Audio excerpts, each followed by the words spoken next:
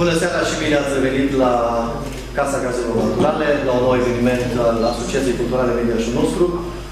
În această lună avem două evenimente.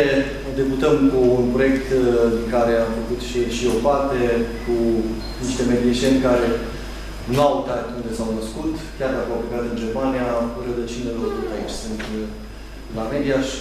Cred că s-au născut chiar în această clădire, undeva mai încolo, pentru că a fost la maternitate.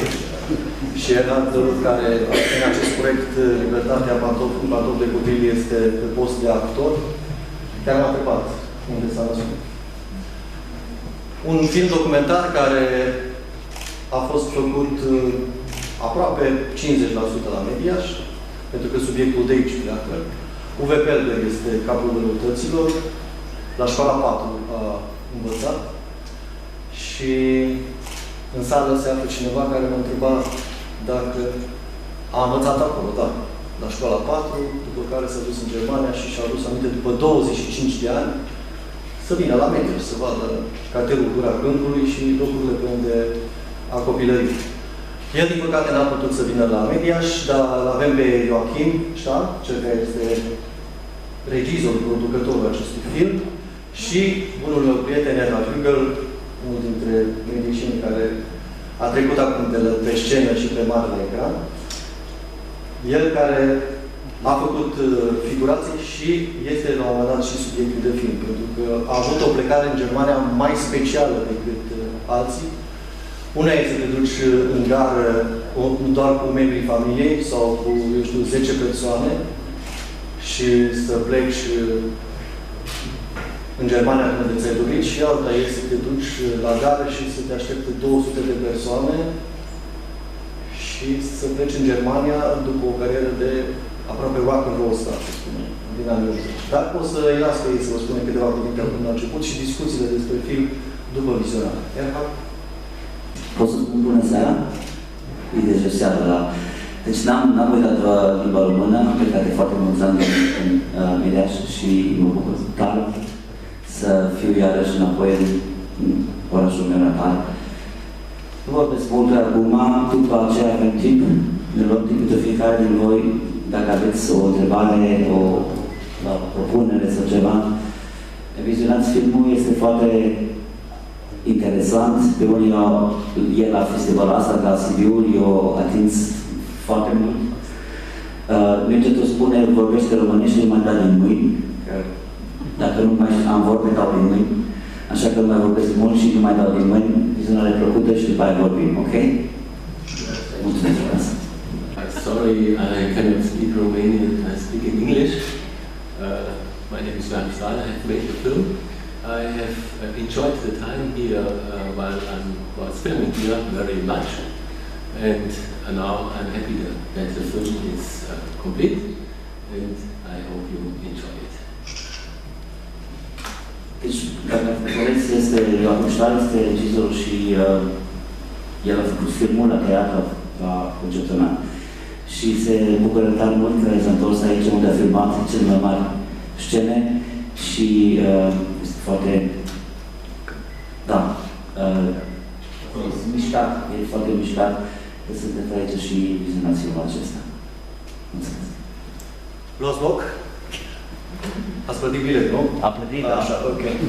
În sală mai sunt și alți medieșeni și silieni care au făcut parte din proiect. Îl avem aici pe Florin Grigoraș, liderul și fondatorul trupei RIF, pe domnul profesor Helmut Nam, care și dânsul apare în film, și avem și o elevă, nu știu unde e acum, Georgiana, studia e la facultate, nu? Nu? Nu? Ok. Deci, și, bineînțeles, pe lângă medieșenii care apar în această producție, o să aveți surpriza să vedeți și niște nume care au avut foarte mult de spus în ceea ce privește libertatea de circulație a sașilor și ceea ce s-a întâmplat înainte de decembrie 1989 în alte zone decât în România. Mă refer aici la fostul președinte al Republicii Democrate Germane, ministrul de interne al Republicii Federale Germane, și avem și un rockstar, este vorba de brașoveanul Peter Maffay, care a fost foarte încântat să participe la acest proiect. Vizionare plăcută.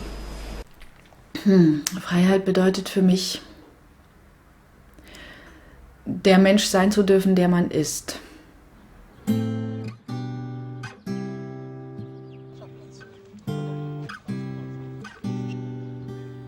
Ich bin Uwe und dies ist meine persönliche Geschichte. Meine Geschichte von Ost und West. Ich erinnere mich noch gut an die Zeit, als nicht wenige meiner Freunde Fluchtpläne in den Westen schmiedeten.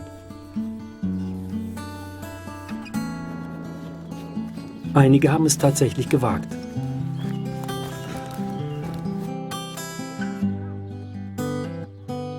Wir sind mit 10 Personen geflohen, meine Eltern, meine Geschwister, mein Schwager, 2 Neffen. Wir landeten ja in einer oberbayerischen Kleinstadt, Waldkraiburg. Da gab es sehr viele, die ein ähnliches Schicksal hatten. Ja. Und in West-Berlin, Bahnhof Zoo, sind wir dann ausgestiegen mit Hilfe eines Fluchthelfers. Die Musik war bei uns, oder besser gesagt im Osten damals zu der Zeit, ein sehr wertvolles Kapital. Hat mir den Pfad in die Freiheit und in die, wie soll ich sagen, das freie Leben gezeigt. Dass heute Ihre Ausreise.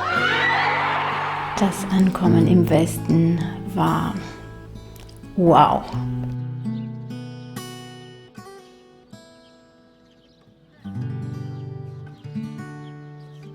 Das Engagement für Europa bedeutet Engagement für Freiheit, Demokratie, Menschenwürde und Frieden.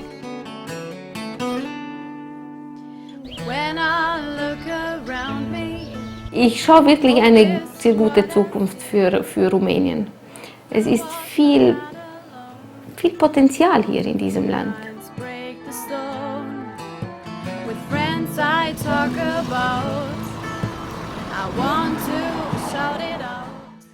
Ich muss feststellen, es hat sich viel bewegt in diesen 25 Jahren. Auch wenn die Freiheit mancherorts noch in Kinderschuhen steckt. Wir sind auf einem guten Weg.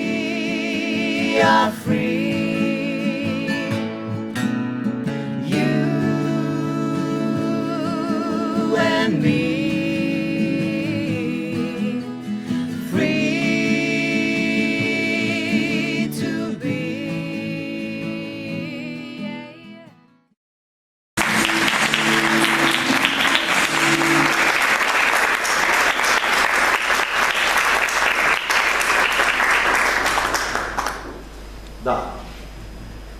Libertate în pantof de copil. Avem aici și pe doamna care a fost pe post de refugiat, nu s-a ascuns în portbagaj. Mai mulți medeșeni care nu se văd în film au colaborat la această producție. Mihaela Bucur de la Franz Stadi a efectuat traducerea, Edith Tulai-Tentner a făcut traducerea la trailer, eu m-am ocupat de subtitrare, deci așa, medieșan cu medieșan, încet am pus mânuța voluntar la acest proiect. Și invit acum în fața microfonului pe cei care le-ați văzut pe unii pe sticlă, domn profesor. Spargeți viața. La coadă. Nu-i doi. Helmut. Spune câteva cuvinte dacă... Da, am fost solicitat de Mircea să particip la acest proiect. Vreau să spun că am participat cu mare plăcere alături de elevii de la Liceul Tehnologic Hirot. A fost o chestiune foarte interesantă. N-am mai participat la un asemenea proiect până acum. Și am dorit să felicit pe cei care au realizat acest film. Să le mulțumesc că s-au gândit și la noi să ne implice în acest proiect. Florin, te-ai văzut filmul ieri în premieră la Astra. Da. Sigur că a doua oară, spunea și Mihaela că vezi alte lucruri, știi? Proiectul, sigur că s-au gândit foarte bine și sau vorbind astăzi cu ei, vor să-l dezvolte și asta e o treabă foarte bună pentru că în film ați văzut, se suprapun două momente foarte importante pentru noi, mai ales cei care am trăit destul de mult în comunism. Faptul că am scăpat atunci, nici nu ne vrea să credem că scăpăm de epoca respectivă, și s-a suprapus cu alte momente pentru mulți foarte tragice, adică plecarea, părăsirea unei țări împreună cu familia. Am foarte mulți prieteni sași, au fost tragedii personale numeroase care se și întind de atunci. 25 de ani, vedem că au trecut și nu s-au rezolvat. Sigur că filmul a trebuit prezentat în cât mai multe locuri și cât mai multă lume tânără să-l vadă. E și un semnal de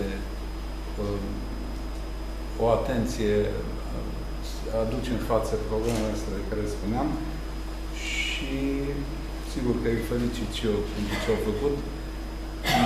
Mi-a făcut plăcere să povestesc cu ei. Am vorbit mult mai multe lucruri, au material pentru vreo 2-3 filme. Da, tu credeai că filmul ăsta la care am lucrat cu prietenii noștri o să ajungă la festival la Astra, să-l vezi chiar în orașul tău? Eu mă gândeam să-i trag de, ok, chiar dacă nu era acolo, l-aduceam la media. Și am împins și eu cât am putut filmul înainte acolo. De ce nu? Pentru că, din punct de vedere tehnic, este făcut foarte bine, iar valoarea documentară este clară. Noi o să discutăm, iar pentru că trăim în Sibiu, în Mediaș, o zonă unde a fost centrul sașilor, și sperăm ca ei și pe lângă ei și noi să ajutăm să menținem și istoria lor. Mulți se întorc, apropo de ce a zis și Peter Maffay și încă o doamnă în film despre alb și negru, venind de la Mediaș, despre gri și negru, venind de la Mediaș, am văzut toate satele în drum, de la Șura Mare până aici, colorate. Încep să se coloreze, oamenii se întorc din Germania, își renovează casele, românii care le-au luat de la ei le renovează.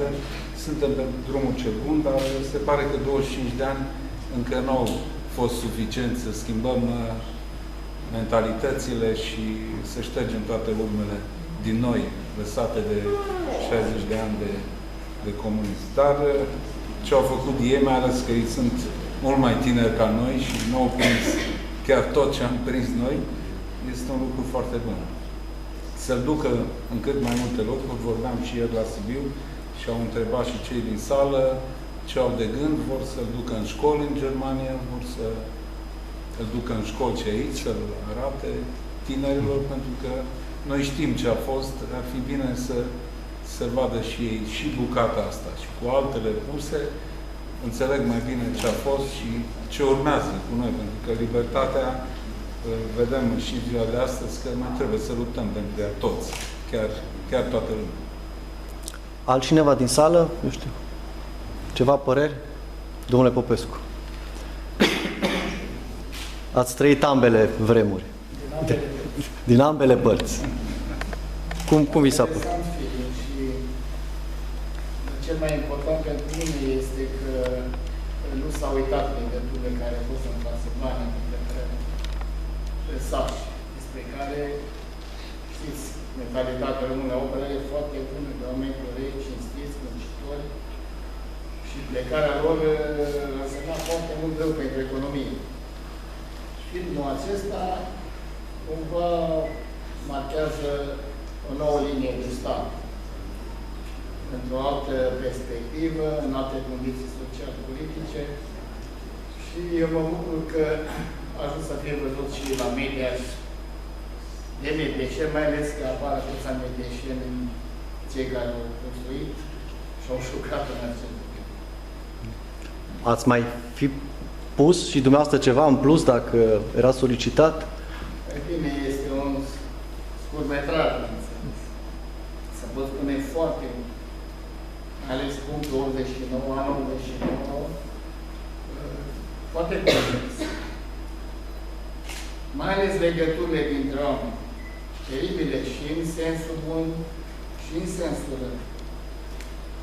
Ce s-a arătat și acolo din partea germană, desecretizarea dosarelor, să vadă cine ce cum. Dar au fost și partea aceasta la vedează, oamenii au rămas oameni, care au fost oameni și vor fi, și totdeauna au fost și uscături și vor fi, din păcate. Problema e ca proiectele de acest gen, care marchează oamenii, care gândesc pozitiv, constructiv, să domine, să fie majoritatea care să dea curentul care trebuie pentru viața ce urmează, să o trăim, mai ales pentru cei mai tineri. Cei tineri, ce reacție au? Domnule profesor, după ce am filmat noi la școală acolo, ce v-au zis elevii? Noi la școală avem o poveste mai bună, mai ales că în clasa 12-a se predă un capitol substanțial de comunism. Și eu îmi permis să le mai povestesc și lucruri care nu sunt scrise în manual, dar pe care noi le-am trăit, care suntem mai și CNP-ul mai trăit. Așa, și atunci povestim, le povestesc întâmplări din perioada respectivă și eu zic că este foarte important să cunoască această perioadă ca să nu se mai poată repeta un asemenea lucru. Pentru că eu povestea acolo am trăit-o pe pielea mea. Stăteam acolo la o coadă imensă, așa, și după ce am plecat puțin, soția a rămas acolo și a venit băiatul în locul meu. Și a zis, doamnă, copilul ăsta nici nu seamănă cu dumneata. Nu-i copilul dumneata, le-ai adus aici să ia și el ouă. Da? Adică deci era o procedură. Da, o procedură. Da. Adică, totuși, erau vremuri grele, dar poate aș spune, nu știu dacă relații între oameni erau mai bune decât sunt acum. Deci, faptul acesta că toți eram cam în aceeași școală, poate ne apropia puțin. Și erau alte relații umane, zic, interumane, pentru că s-a văzut bine și în film, decât sunt acum. Poate acum ne-am înstrăinat puțin. Și cine e de vină aici? Occidentul?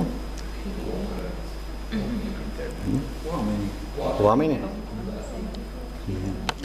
Erard, cum e să pleci de pe scenă direct în gară? Hai, povestești un pic chestia asta, că noi ăștia mai apropiați o știm, dar e un subiect de film. E un subiect de film. În primul rând vreau să mulțumesc lui Mircea că a făcut posibil acest event, pentru că el a fost planificat pentru festivalul Astra la Sibiu. A fost un foarte mare succes pentru film și pentru noi.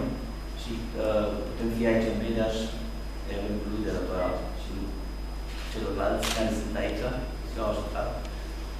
Da, cum a fost plecarea mea atunci, acum 87, în septembrie, în 15 septembrie, atunci a fost foarte cunoscut și apreciat formația mea rock. Pe timpul acela era o formație germană de rock și umpleam sălile la sindicatelor, la 1 mai, cu Madraue și eram bine, era tineri, atunci 22 de ani și foarte mare succes. De fapt, eu atunci eram în libertatea cea mai mare, aveam formularele mari sau pașaportul, cum se spune. Deci dacă aveai pașaportul de plecare, de servici loc, nu mai trebuia să mergi la servici, trebuia să doar până la 12, 1 ziua, așa, erai liber, aveai bani, ți-ai văzut aproape jumătate din casă și tot. Deci era un fel de haligali pentru mine, atunci era tânăr. Pentru părinții mei era cam greu pentru că ei și-au vândut, adică au pierdut tot ce și-au construit aici.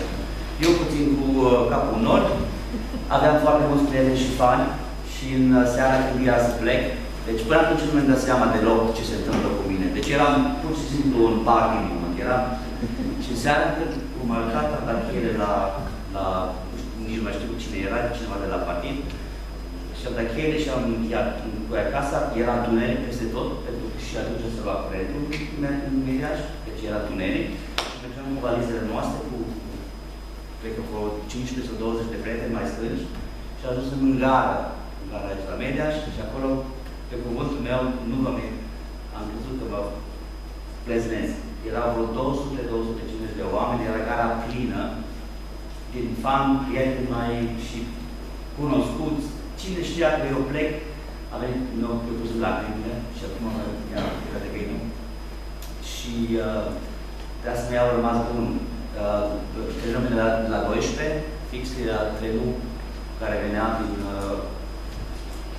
nici nu mai știu de unde venea, dar era foarte greu pentru mine, pentru că m-au luat emoțiile și să fie rămas bun.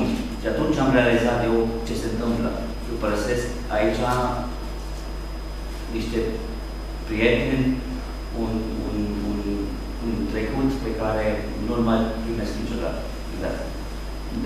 Deci rădăcinile mele le-am pierdut și asta mi-a fost conștient. Când am intrat în tren, se vede și că am spus bye-bye. Aveam un coleg de trupă care era un pic mai târziu și când plecase trenul, l-am auzit urlând între ăștia 250 de oameni. Băi, era, trimite-ne o bombă, mă! Ca să terminăm cu regimul ăsta. De cuvântul meu, el avea curajul ăla să mai urle odată după mine și bine, am plâns și am plecat. Când am ajuns în Germania, s-a schimbat totul pentru că totul era nou, uitasem de grijile astea, deci totul iar nou. Dar cum este omul, se obișnuiește după 2, 3, 4, 5 luni, deci mă obișnuisem și îmi lipseau prieteni, exact cum spune și Ude din film, da. Și vă spun sincer, totuși, cu toată durerea asta, eu încheiasem cu țara asta, cu Mediașul, cu Ardealul, cu tot. Am zis, nu mai vreau never să mai vin în țara asta, pentru că eram prea mult negativ, am suferit atunci sub sistemul Ceaușescu și am zis, am tras o linie. Și după, plecat în 87, după 7 ani m-am întors scurt, odată la Poiana Brașov, aveam așa fixă, și după aia chiar când am mai venit vreo 10 ani. Și în 2003 m-au convins părinții mei, au zis, hai, te rog frumos, încă o dată să vezi Mediașul fără negru de foc. Și mai știți cum arată Mediașul cu negru de foc? De la tine? Orașul era negru de tot. Deci Copșa Mică era dezastru. Și am văzut orașul meu verde, de prima dată. De asta a fost, m-a surprins și de atunci, în 2003, din fiecare an. Și vor mai veni.